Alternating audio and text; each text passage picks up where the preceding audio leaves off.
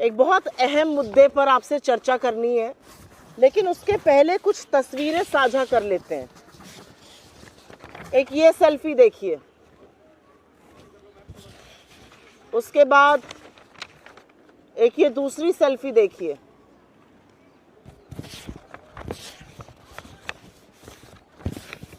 फिर एक तीसरी सेल्फी देखिए, एक चौथी भी लेकर आई हूं। इन सेल्फियों को देखने के बाद आपको कुछ और दिखाऊंगी। 10 नवंबर 2016 को इस देश के तमाम अखबारों में, अगर आप थोड़ा जूम इन कर पाएं, तो फ्रंट पेज पर, कवर पेज पर 10 नवंबर 2016 नोटबंदी के 2 दिन बाद एक बड़ा सा विज्ञापन कवर पेज पर छपा था। और आप लोग तो प्रबुद्ध मीडिया के साथ ही आप जानते हैं कि कवर पेज कितना महंगा होता है, लेकिन ये कवर पेज का विज्ञापन छपा था जिस पर मोदी जी को मजबूत निर्णय, नोटबंदी जैसे मजबूत निर्णय को लेने के लिए साधुवाद किया गया था। पेटीएम ने छापा था। ये वही पेटीएम है जो नरेंद्र मोदी जी के ऊपर एक पिक्चर बनी है, थोड़ी घटिया सी पिक्चर थी, कोई बात नहीं। उस पर 15% का कैशबैक देता है, 200 रुपए कैशबैक, जिसका जिक्र प्रधानमंत्री उत्तराखंड की अपनी रैली में करते हैं। तो ये सारी सेल्फी में जो व्यक्ति आपको दिख रहा है, तमाम वीडियो है उछल कूद करते हुए, डांस करते हुए, खुश होते हुए। ये वीडियो विजय शेखर शर्मा के हैं, जो पेटीएम के सीईओ हैं, जो पेटीएम के संस्थापक हैं, फाउंडर हैं। और इस तरह का साधुवाद देना, इस तरह की खुशी व्यक्त करना स्वाभाविक है, क्योंकि मोदी जी ने छप्पर फाड़ के उनको खुशियां देने का काम किया है। आप ये सोचिए कि जिस नोटबंदी ने अर्थव्यवस्था को अधिया दिया, जिस नोटबंदी ने हजारों लाखों एमएसएमईज बंद कर दिए, लोगों को बेरोजगार कर दिया, उस नोटबंदी को साल दर साल अपने लिए सबसे शुभ दिन मानने का काम करने वाले व्यक्ति विजय शेखर शर्मा है। उन्होंने अपनी कंपनी का आईपीओ भी 8 नवंबर को ही किया था, 2021 को।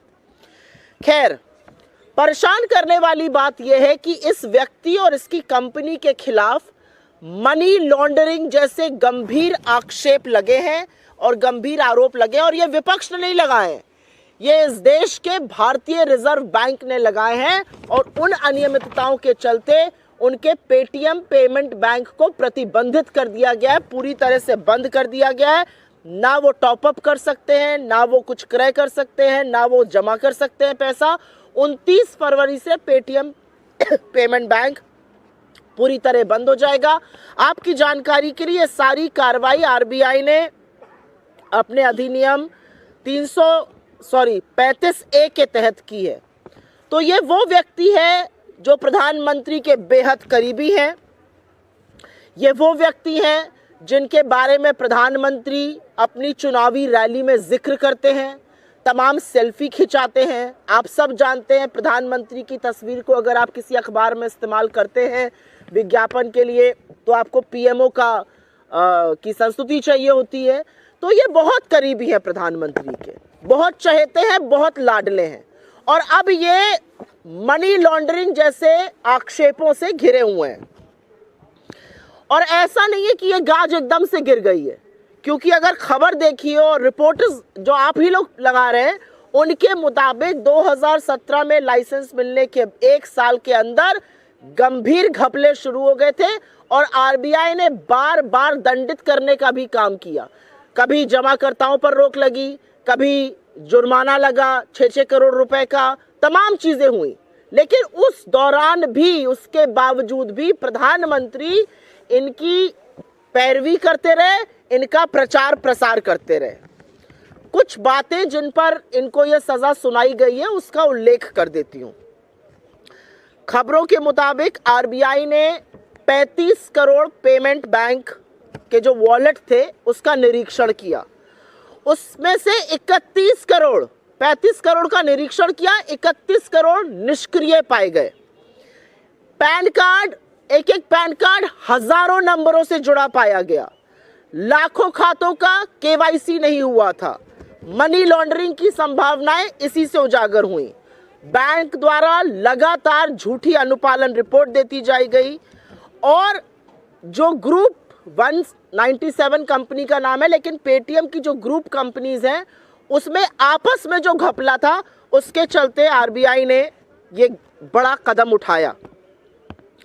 यहां पर दो चीजों की बात करनी जरूरी है, क्योंकि पेटीएम पर पहले भी अपने डेटा को भारतीय जनता पार्टी के साथ साझा करने का गंभीर आरोप लग चुका है।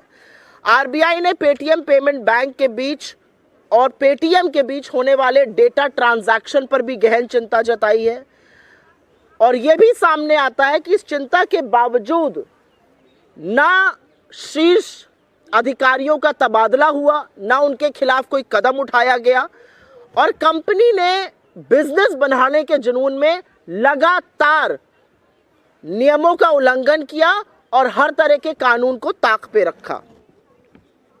शायद वो कहावत है हमारी तरफ, कहते हैं जब सैया भय कोतवाल तो डर काहे का। मोदी जी साथ में हैं, उनके साथ सेल्फी खींच रही हैं, वो प्रचार प्रसार आपका इलेक्शन रैली में कर रहे हैं, तो डरने की क्या बात है इन लोगों को। खैर, एक और चिंता जो आरबीआई ने जताई वो पेमेंट बैंक की शेयर होल्डिंग को लेकर है।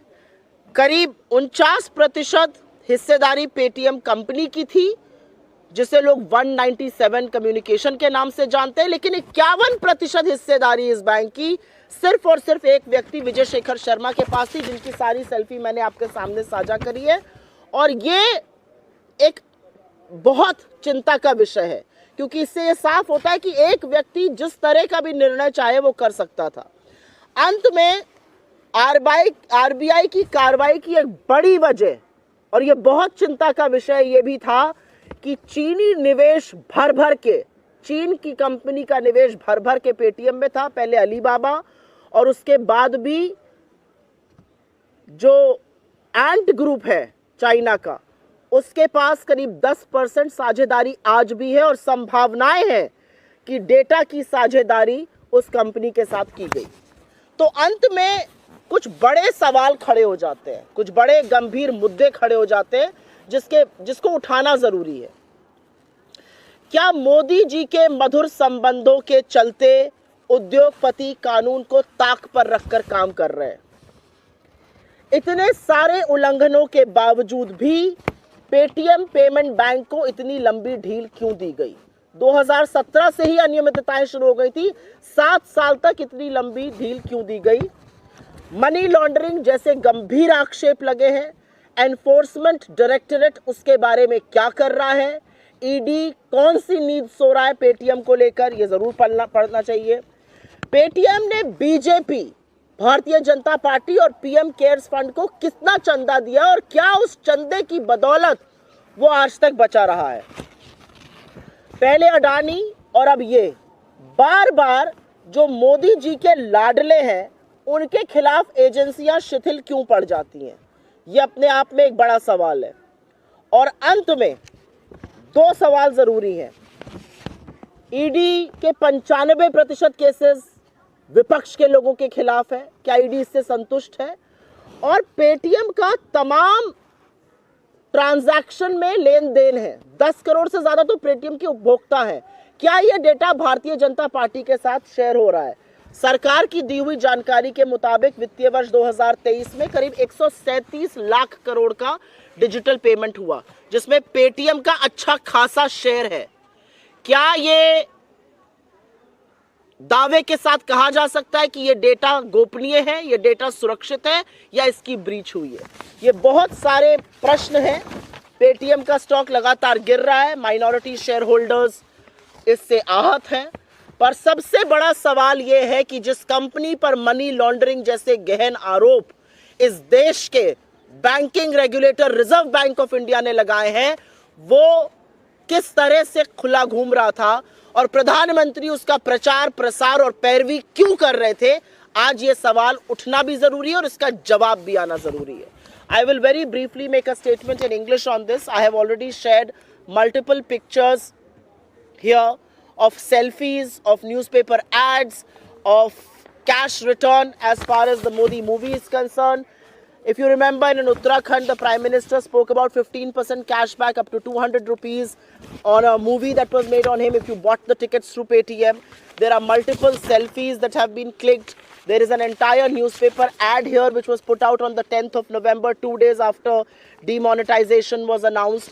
In all leading dailies, Paytm thanked Mr. Modi for bold decisions.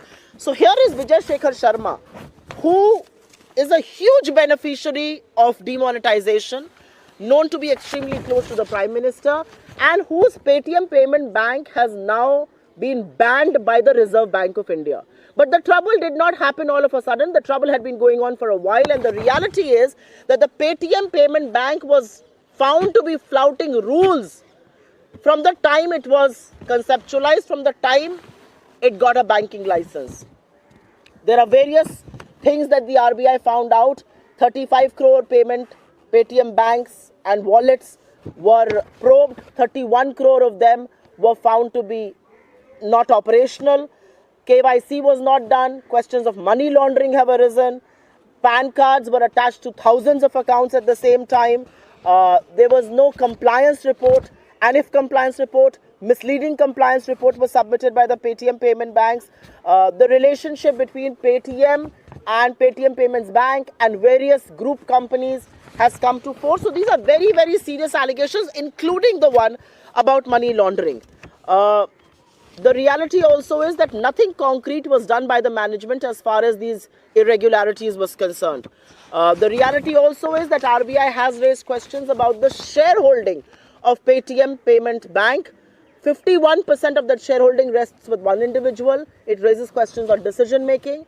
And last but not the least, the Chinese investment and the possibilities of data having shared with Chinese companies as far as Paytm is concerned has raised a huge cause of concern. But the questions that arise out of this are multiple, and these questions deserve answers. Is the country and our people roughshodding?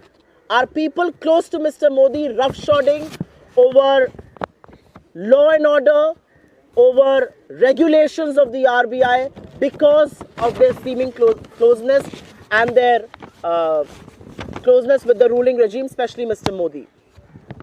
Why was Paytm Bank given such a long rope? The reality is it came to fore that there were all kinds of non-compliance from 2017 onwards.